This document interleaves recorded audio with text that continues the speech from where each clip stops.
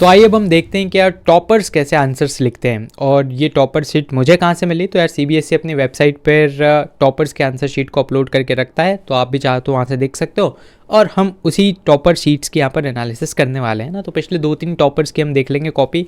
तो सबसे पहले 2024 के टॉपर की अगर हम कॉपी देखते हैं तो यार देखो, सबसे पहले इसने अनसीन पैसेज को कैसे डील कर रखा है। तो सेक्शन का अपने को बिल्कुल अच्छे से क्लियरली लिखना है कि कौन सा सेक्शन हम अटेम्प्ट कर रहे हैं, देन कौन सा क्वेश्चन है उसको भी आप अच्छे से यहाँ पर मेंशन करेंगे। फिर उसके बाद देखो, क्वेश्चन पूरा उतारने की ज़रूरत नहीं है। जहाँ पर एमसीक्यू है, जैसे पहला क्वेश्चन एमसीक्यू होगा तो इसने यहाँ पर लिखा है फर्स्ट का डी, है ना, फिर डी डॉट करके फिर उसने आंसर पूरा लिखा हुआ है ना, कि डी के अंदर ये वाला ऑप्शन होगा तो उसको पूरे नंबर यहाँ पर मिले हुए हैं। देन उसके बाद सेकेंड यहाँ पर जो इसका पार्ट होगा, हो सकता है कि ये आपका आपको इसमें आंसर बना के लिखना हो, है ना। ये सब्जेक्टिव क्वेश्चन था तो यहाँ पर इसने बिल्कुल अच्छे से इसको आंसर किया है। और जहाँ पर कीवर्ड्स है उसको अंडरलाइन भी कर रखा है, ठीक है। तो ऐसा नहीं कि भाई साहब अनसीन पैसेज है तो वहाँ पर कीवर्ड्स अंडरलाइन नहीं होंगे, कीवर्ड्स यहाँ पर भी अंडरलाइन आपको करने हैं, है ना। सेम थर्ड और फोर्थ को इसने आंसर कर रखा है। जैसे यहाँ पर बोथ है ना, तो बोथ ए एंड बी, तो ऑप्शन नंबर डी लिख के उसके सामने जो भी वो आपको लिखना है। देन इसके बाद सेम ये सारे एमसीक्यूज़ होंगे, तो एमसीक्यू इसने कवर कर रखे हैं। और देखो, कहीं पर पूछा है कि ये सेंटेंस क्या रेफर करता है, तो इसने पूरा लिखा हुआ है कि this sentence refers to a dog. अब यहाँ पर मेन आंसर क्या है, अ डॉग, तो इसने इसको अंडरलाइन भी कर रखा है, ठीक है। तो इस तरह से आपको यहाँ पर करना रहेगा। तो ये अनसीन पैसेज को लगभग इस तरह से डील करना है ना। एक पेज में जनरली आपका अनसीन पैसेज आप डील कर सकते हो। देन इसके बाद सेक्शन बी, तो देखो इसने सेक्शन बी क्लियरली मेंशन कर रखा है। फिर सेक्शन बी के अंदर आपको इंटरनल चॉइसेस देखने को मिलेगी, है ना। तो हो सकता है जैसे थर्ड का ए भी हो, थर्ड का बी हो, दोनों में चॉइस हो, तो इसने देखो थर्ड का बी कर रखा है, तो इसने क्लियरली यहाँ पर मेंशन किया है कि मैं थर्ड का बी कर रहा हूँ। अब देखो नोटिस है, तो नोटिस में यहाँ पर इसने एक डब्बा बना रखा है क्योंकि नोटिस डब्बे में बंद होता है। देन उसके बाद इसने करेक्ट फॉर्मेट का इस्तेमाल कर रखा है यहाँ पर, कि सबसे ऊपर आ गया आपका name of the organisation, notice keyword जो कि कैपिटल लेटर में है ना। डेट का बिल्कुल करेक्ट फॉर्मेट है ये 21 है ना, ज़्यादा 1 Feb 2020 इस तरह से लिखा जा सकता था, ऐसे भी लिखते तो कोई दिक्कत नहीं है। देन उसके बाद यहाँ पर इसने ये हेडिंग लिखा है, हेडिंग के बाद एक लाइन का गैप छोड़ा है, आप चाहो तो छोड़ो, नहीं भी छोड़ो कोई दिक्कत की बात नहीं है। फिर उसके बाद इसने ये नोटिस अच्छे से लिखा है, date, day, event, venue, duration सब कुछ अच्छे से लिखा गया है।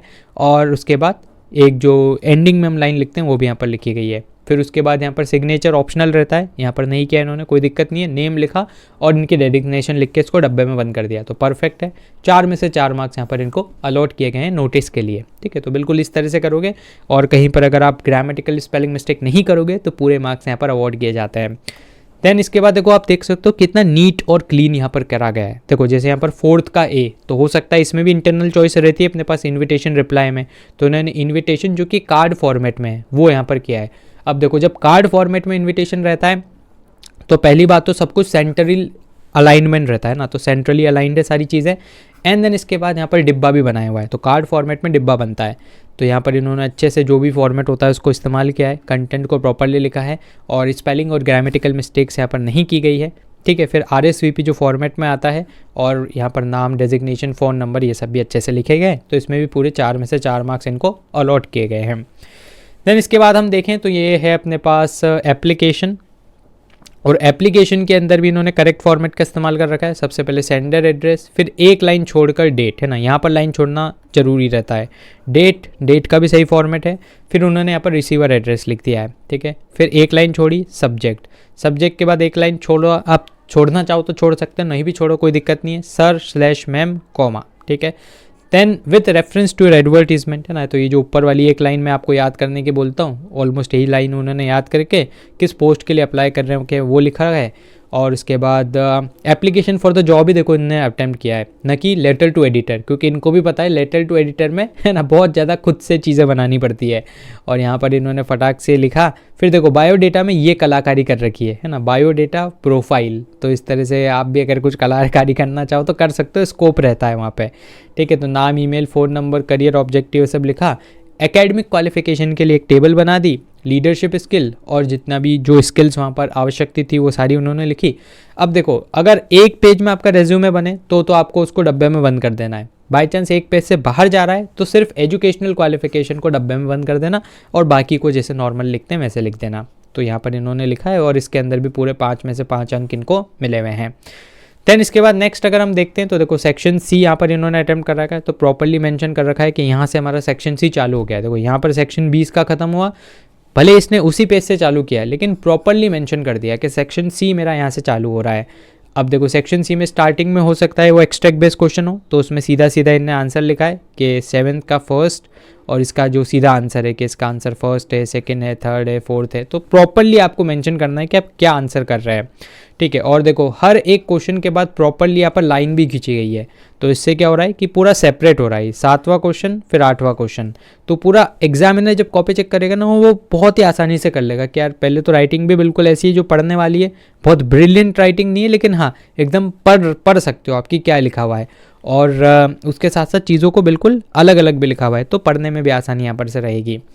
देन देखो हर एक क्वेश्चन में प्रॉपरली यहाँ पर लाइन को खींचा गया है, तो ये काम अपने को भी करना है। और आप यहाँ पर पेंसिल का इस्तेमाल कर सकते हो और ब्लैक पेन का भी इस्तेमाल कर सकते हो ना, जैसे यहाँ पर इतना क्लियर पता नहीं लग रहा है इन्हें ब्लैक पेन का इस्तेमाल किया है फिर नहीं, है ना। तो पेंसिल या ब्लैक पेन दोनों में से किया, मेरे को ऐसा लगता है ब्लैक बॉल पॉइंट पेन का यहाँ पर इस्तेमाल किया गया है। तो जो बच्चे बोलते हैं कि सर कर सकते हैं नहीं कर सकते, देखो यहाँ पर CBSE ने खुद ने अपनी वेबसाइट पर कॉपी डाल रखी है ब्लैक पेन यूज़ करा हुआ, तो आप भी कर ही सकते हो, इसमें कोई दिक्कत की बात नहीं है। और जहाँ पर भी इंपॉर्टेंट शब्द है देखो वहाँ पर इन्होंने अंडरलाइन कर रखी है, जैसे डेयरिंग टू ड्रीम, है ना। और बाई चांस आपको कुछ इंपॉर्टेंट शब्द नहीं भी लगे तो भाई साहब एक हाथ दो अंडरलाइन तो कर ही के आ जाना, है ना, उससे लगेगा भाई पढ़ाकू बच्चा ही है। अब देखो यहाँ पर ये वाला पेज मैंने सिर्फ इसलिए डाला है क्योंकि इसने ये वाले आंसर को काट रखा है ना। देखो कितनी एकदम इज्जत से काट रखा है, यहाँ पर एक स्केल की मदद ले रखी है और स्केल से पूरा ये यहाँ पर सीधी सीधी लाइन से काट रखा है ना। इसको कुचड़ पुचड़ यूँ नहीं कर रखा, कुछ भी बिल्कुल नीटली उसको काट रखा है। तो एग्जामिनर ने भी इसको एक्नॉलेज कर दिया कि हाँ ठीक है भाई साहब ये चेक नहीं करना है, तो यही अपने को करना है वहाँ पे ना, बहुत बिल्कुल कुचड़ पुचड़ करके काटना नहीं है, एक स्ट्रेट लाइट करके आप काट सकते हो, ठीक है। देन इसके बाद 2023 की टॉपर की कॉपी अगर हम देखें तो 23 के टॉपर ने भी लगभग सेम ही काम, है ना, टॉपर सब एक ही काम करते हैं, इसने भी सेक्शन अच्छे से मेंशन किया है। और देन उसके बाद प्रॉपरली यहाँ पर आंसर किया है ना, जो आंसर है प्रॉपर दिख रहा है देखो यहाँ पर कि जो फिफ्थ का आंसर बी है ना। आप चाहते तो सिर्फ रीस्टोर लिख के आ जाते, लेकिन उसने पूरा लिखा हुआ है कि मैं बी वाले ऑप्शन जो कि रीस्टोर बोलता है उसको यहाँ पर मार्क करना चाहता हूँ, है ना। तो ये काम अपने को भी करना है। देन देखो प्रॉपर फॉर्मेट लिख के यहाँ पर इन्होंने क्या किया है, डिब्बा बना रखा है, तो ये है ना। फिर उसके बाद बिल्कुल है ना, जहाँ पर भी आपको लगेगा इसने प्रॉपर काम कर रखा है। यहाँ सेक्शन सी को अच्छे से यहाँ पर इसने लिया है। देन इसके बाद 7th वाले क्वेश्चन देखो प्रॉपरली मेंशन कर रखा है, एक्सट्रैक्ट बेस्ड क्वेश्चन है, नीट एंड क्लीन है, जहाँ पर जगह छोड़ी जानी चाहिए वहाँ पर प्रॉपर इसने लाइन भी छोड़ रखी है ताकि चेक करने वालों को आसानी रहे, ठीक है। जैसे 10th का ये वाला आंसर है, तो ये हालांकि यहाँ पर एक और काम किया जा सकता था कि जहाँ कई इंपॉर्टेंट वर्ड्स उनको अंडरलाइन किया जा सकता है, ठीक है। तो ये बिल्कुल इस तरह से पैराग्राफ फॉर्मेट में आंसर कर रखे हैं। 2020 के टॉपर को देखें तो यार देखो प्रॉपर यहाँ पर एंट्री वगैरह भी उस टाइम पे CBSE दिखाती थी, तो आपको अपनी प्रॉपर एंट्री वगैरह करनी है जो भी है। देन देखो यहाँ पर इन्होंने भी ये लाइन वाइन प्रॉपर खींच रखी है ना, कि हर एक आंसर यहाँ पर सेपरेट हो जाए, पता लग जाए कि भाई साहब कौन से क्वेश्चन का आप आंसर कर रहे हो। सेक्शन को प्रॉपरली मेंटेन करना है, सेक्शन को ज़्यादा स्किप नहीं करना है ना, कि पहले एक बार सेक्शन सी का आंसर कर दिया फिर सेक्शन ए का कर दिया, कुछ मतलब हौच पौच नहीं करना है वहाँ पे। और ये लाइन आपको प्रॉपरली इस तरह से खींच के आनी है हर एक आंसर के बाद। देन उसके बाद हम देखें तो देखो यहाँ पर भी हालांकि उस टाइम पे एडवर्टीजमेंट वगैरह आते थे, है ना, तो एडवर्टीजमेंट उन्होंने प्रॉपर फॉर्मेट में बना रखा है और उसको डिब्बे में। और लाइंस जहाँ पर भी आप देखोगे ना टॉपर्स की कॉपी में, तो उन्होंने स्केल से लाइन खींच रखी है। तो बिल्कुल अपने को भी कोशिश करना है कि नीट एंड क्लीन अगर आपको लगाना है तो आप स्केल से सारी लाइन्स खींचें, ठीक है। देखो यहाँ पर इसने लेटर का प्रॉपर फॉर्मेट लिख के और इसको कर रखा है कहाँ पर कौन सा ऑप्शन है, ठीक है। जैसे कई बार क्या होता है कि वहाँ पर मेंशन नहीं रहता, जैसे 6th का फर्स्ट ऑप्शन सेकंड ऑप्शन, कई बार क्वेश्चन में सीधा ही मेंशन रहेगा 6 का ए या बी जो करना हो करो, कई बार मेंशन नहीं रहेगा, ऊपर एक क्वेश्चन लिखा रहेगा और नीचे एक क्वेश्चन लिखा रहेगा। तो यहाँ पर अगर ऐसा हो तो आपको मेंशन कर देना है कि मैं ऊपर वाला ऑप्शन कर रहा हूँ या नीचे वाला। तो जैसे यहाँ पर इसने सेकेंड ऑप्शन किया होगा, है ना, तो सेकेंड ऑप्शन को अच्छे से यहाँ पर इन्होंने लिखा हुआ है। देन प्रॉपर हैंड राइटिंग वगैरह, इनकी तो हैंड राइटिंग भी अच्छी हमें दिख रही है। और लास्ट में डबल अंडरलाइन, सिंगल अंडरलाइन, है ना, इस तरह से इन्होंने अपने सारे सेक्शंस को और क्वेश्चंस को अलग अलग भी किया है। तो यही काम अपने को भी करना है। अगर आप इंग्लिश की तैयारी कर रहे हैं तो मैंने यार 1 शॉर्ट वीडियो बना रखा है, तो उसका आप सहायता ले सकते हैं, लिंक्स आपको डिस्क्रिप्शन में मिल जाएंगे। और अगर आप इंडिविजुअली हर एक चैप्टर को देखना चाहते हैं तो उसके लिंक्स भी आपको डिस्क्रिप्शन में मिल जाएंगे। बहुत ही कमाल के मैंने 1 पेज नोट्स भी आपके लिए बना रखे हैं, तो उसका लिंक भी डिस्क्रिप्शन में, और उसको भी आप फ्री में डाउनलोड करके प्रिंट करवा सकते हैं। देन लाइव सेशंस हमारे इंग्लिश के लिए चल रहे हैं, तो आप ये गेस्ट पेपर आंसर राइटिंग वाले सेशंस को ज्वाइन कर सकते हैं। इनका लिंक भी आपको डिस्क्रिप्शन में मिल जाएगा, ताकि हम लाइव जो भी हम चीज़ें पढ़ रहे हैं उसकी हम प्रैक्टिस भी कर पाएँ। तो ये था हमारा ये वाला वीडियो, और गेस्ट पेपर्स जिनके अभी हम चर्चा कर रहे थे, वो गेस्ट पेपर्स का जो हमारा सेशन रहेगा, एक 9 तारीख को रहेगा, एक 10 तारीख को रहेगा, 9:15 PM 9:15 PM, है ना। तो 9 और 10 को हम इंग्लिश के लाइव सेशंस को हम यहाँ पर ज्वाइन करेंगे। इनका लिंक्स भी आपको डिस्क्रिप्शन में मिल जाएगा, तो ज़रूर से इसको ज्वाइन करना और अपनी प्रैक्टिस को सुनिश्चित कर लेना। ठीक है, तो थैंक यू वेरी मच। तो फिलहाल के लिए इस वीडियो में इतना ही। मुझे उम्मीद है कि आपको वीडियो पसंद आया होगा। अगर आपके कोई भी डाउट्स हो, सवाल या सुझाव हो, तो आप उसको कमेंट बॉक्स में लिख दीजिएगा। दोस्तों, आप हमारे चैनल को भी सब्सक्राइब कर लीजिएगा, क्योंकि इससे हमें और भी ज़्यादा मोटिवेशन मिलता है आपके लिए वीडियोज़ बनाने के लिए। सब्सक्राइब बटन के पास बने एक बेल आइकन को आप जरूर से दबा दीजिएगा, ताकि हमारे चैनल की लेटेस्ट नोटिफिकेशंस आपसे मिस ना हो। तो दोस्तों, धन्यवाद। जय हिंद, जय